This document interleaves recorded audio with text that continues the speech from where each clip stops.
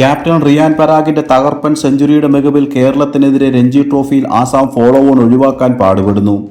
മൂന്നാം ദിന കളി അവസാനിക്കുമ്പോൾ ആസാം ആദ്യ ഇന്നിംഗ്സിൽ 231-7 എന്ന നിലയിലാണ്. ഫോളോ ഓൺ ഒഴിവാക്കാൻ 39 റൺസ് കൂടി ഇനി നേടേണ്ടതുണ്ട്. ആസാം ക്യാപ്റ്റൻ പരാഗിന്റെ ഒറ്റയാൾ പോരാട്ടമാണ് കേരളത്തിന്റെ കുതിപ്പിന് തടസ്സമായി നിന്നത്. 116 റൺസ് എടുത്ത പരാഗ് ഫസ്റ്റ് ക്ലാസ് ക്രിക്കറ്റിലെ 3ാം സെഞ്ചുറിയും ഈ സീസണിലെ തുടർച്ചയായി 2ാം സെഞ്ചുറിയുമാണ് നേടിയത്. മുൻ ക്യാപ്റ്റൻ സച്ചിൻ ബേബിയുടെ 131 റൺസിന്റെ മികവിൽ കേരളം നേടിയ 419 റൺസിനെതിരെ 2ാം ദിനം 2-14 എന്ന നിലയിൽ പതറിയ ആസാമിന് ഇന്ന് തുടക്കത്തിലെ 3ാം വിക്കറ്റും നഷ്ടമായി. എന്നാൽ 4ാം വിക്കറ്റിൽ ഓപ്പണർ ഋഷഭ് ദാസും പരാഗും ചേർന്ന് നേടിയ 91 റൺസ് കൂട്ടുകെട്ട് കേരളത്തിന് തിരിച്ചടിയായി.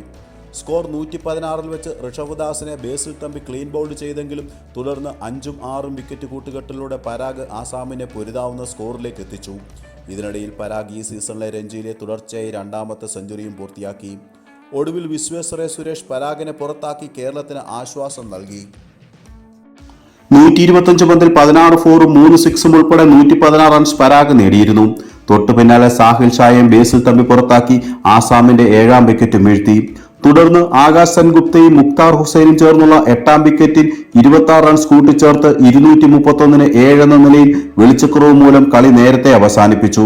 കേരളത്തിനായി ബേസിൽ തമ്പി 15 ഓവറിൽ 69 റൺസിന് 4 വിക്കറ്റും ജലക് സക്സേന 17 ഓവറിൽ 58 റൺസിന് 2 വിക്കറ്റും സ്വന്തമാക്കി.